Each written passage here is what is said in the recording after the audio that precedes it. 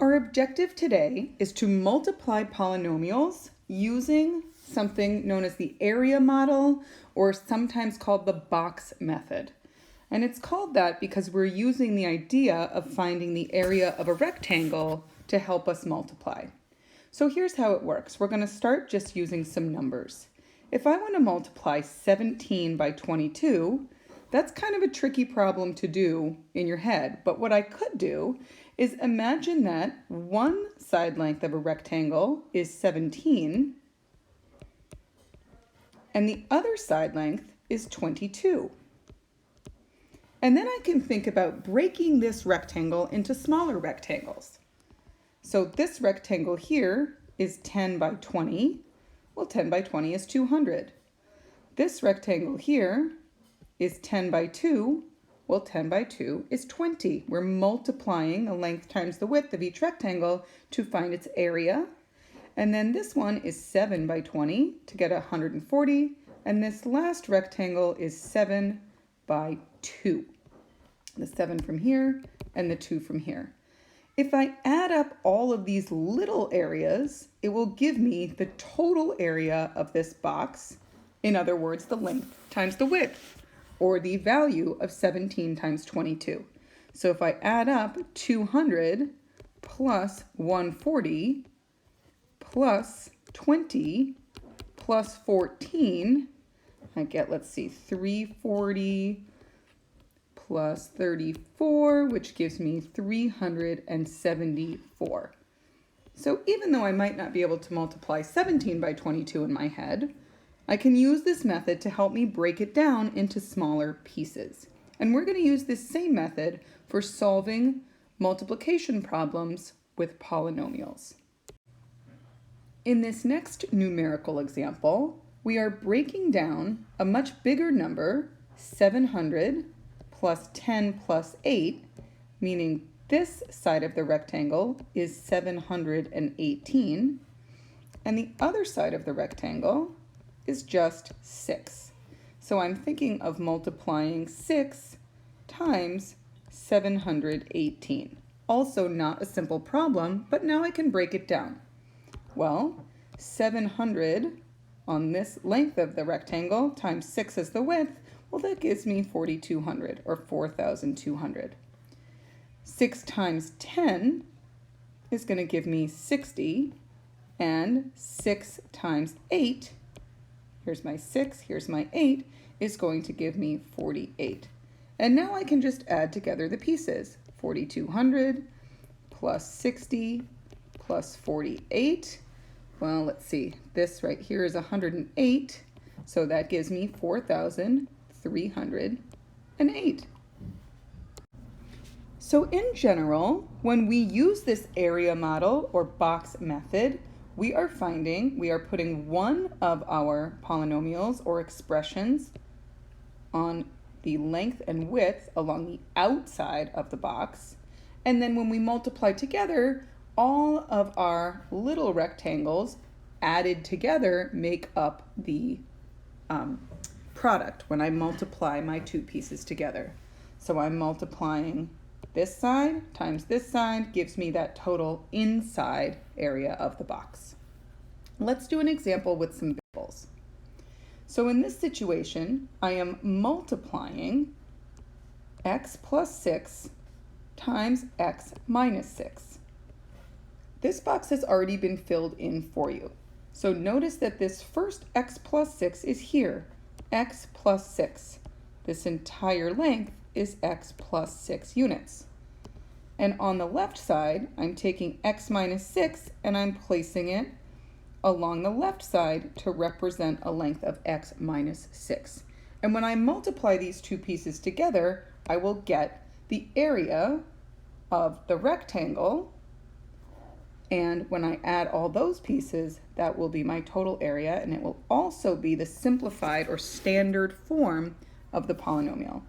X times x gives me x squared. X times 6 gives me 6x. X times negative 6 gives me negative 6x. And finally, negative 6 times, positive 6 on this side, negative 6 on this side gives me negative 36. Now I need to add all of my terms together. So I have x squared, I have 6x, I have minus 6x, and I have minus 36. Now I'm going to combine my like terms. I have 6x minus 6x. Well, that's just 0. So I'm left with x squared minus 36 as my final simplified answer in standard form. That's a second degree or quadratic binomial, meaning 2 terms. Let's try a couple more together. Okay, so now I am not given the box. I need to know to draw it myself. So I'm going to make a rectangle big enough to have 2 terms on each side. On the top, or it doesn't matter which one, I'm going to put x plus 4 on the left over here. This is going to be my x plus 4. And on the top, I'm going to put x minus 6. Again, it doesn't matter which one you do. And now I'm going to break it apart. So my x represents this length here, and my negative 6 represents this length here. For the red side, I'm going to put x on the top and 4 on the bottom, and I'm going to draw a line separating the two. And now I have my 4 rectangles, and I'm going to find the area of each one. This first rectangle is x by x. That gives me x squared. My next rectangle is negative 6 by x. That gives me negative 6x. Next, I have x, that's the same length as this one, by 4. That gives me 4x. And finally, I have negative 6, that's the same length here, negative 6 times 4 from over here. That gives me negative 24. And now I'm ready to combine my like terms all together. So I have x squared, then I have my negative 6 or minus 6, then 4x, and then negative 24. I'm looking for my like terms here and here. And when I add those together, I get negative 2x, and I still have my x squared and my minus 24. So now I have a quadratic standard form polynomial with 3 terms. Let's do one more, and then you can get practicing by yourself. Notice this is just a 2 by 2, but we can do as many terms as we want in a polynomial. In our last one, we're going to do a pretty tricky one. This is 3 by 2. So I want to make sure that my box is big enough to accommodate all 3 terms on one side and 2 terms on the other. So on the left, I'm going to put 3x minus 2x plus 3, 3x squared minus 2x plus 3, and on the top, I'm going to put 2x plus 7. You can put a plus there if you want, or you can just know that it's a positive 7.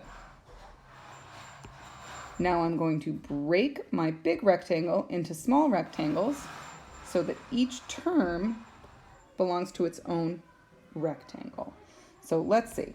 In my first one, I have 2x times 3x squared. Let's remember that's 2 times 3 gives us 6, and x times x times x gives us x cubed. In our next box, we have 7 times 3x squared. Well, 7 times 3 is 21, and then we just have x squared. Next, we have 2x, that comes from here because that's a rectangle, times negative 2. That gives us negative 4, and x times x is x squared. Then we have 7 times negative 2x. That gives us negative 14x. Almost there. 2x, remember that comes from here. Those are all the same because they are rectangles by 3. That's 6x. And 7, that's the same as this. And 3 is the same as this. So 7 times 3 gives us 21. And now we're ready to combine like terms. Some people like to take a little shortcut here and highlight their like terms in the box, which I think I'll do because this one's pretty long. I have 2x squared terms, so I'm going to combine those when I write my final answer. And I have 2x terms. Okay, so let's see what happens when I combine them. I'm going to end up with 6x cubed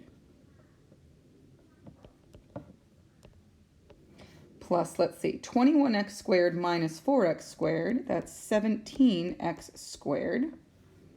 Then I have minus 14x plus 6x. That's going to give me minus 8x. And then finally, I have a positive 21. So when I add all those together, I get my polynomial. That's a 4-term polynomial. And the biggest degree is 3, so it's a cubic or 3rd degree polynomial. So our objective today was to learn to multiply polynomials together that had multiple terms. We used the idea of an area model of length times width to help us break down the polynomials and find the pieces. We then took the terms on the inside of the box and added them together to get our final simplified standard form polynomial.